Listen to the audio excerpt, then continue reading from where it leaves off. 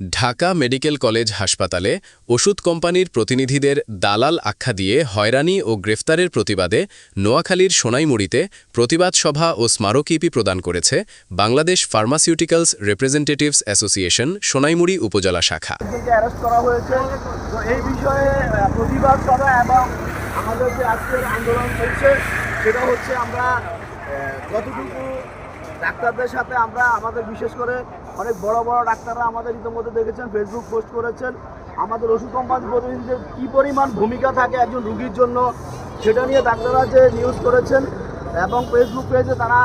যে নিউজগুলো জানিয়েছেন। আমরা কিন্তু দালাল নয়, ওষুধ কোম্পানির প্রতিনিধিরা দালাল নয়, তারা প্রতিনিয়ত কিন্তু মানুষের সেবায় নিয়োজিত আছে এবং তারা প্রতিটি কাজে ডাক্তারদেরকে আমাদের যে বর্তমান প্রেক্ষাপটে আপডেট মেডিসিনগুলো আসতেছে সেই মেডিসিনগুলো সম্পর্কে তারা ডাক্তারদেরকে অবগত করছেন এবং এই বিষয়ে তারা এই নিউজগুলো করেছেন এবং আমাদের এই মেডিসিন কোম্পানির প্রতিনিধিদেরকে দালাল বলে আখ্যায়িত করেছেন। তাদের বিরুদ্ধে আমাদের এই প্রতিবাদ সভা। দর্শক, এই মুহূর্তে দেখতে পাচ্ছেন সোনাইমুড়ী উপজেলা স্বাস্থ্য কমপ্লেক্সের